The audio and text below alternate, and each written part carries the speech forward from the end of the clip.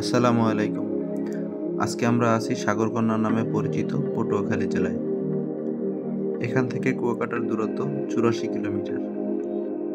তবে আপনি কোথা থেকে উঠবেন এবং কোথায় গিয়ে নামবেন তার উপরে নির্ভর করে দূরত্ব কম বেশি হতে পারে। পটুয়াখালী থেকে কুয়াকাটা যেতে ২ ঘন্টা ৩০ মিনিটের মতন সময় লাগতে পারে।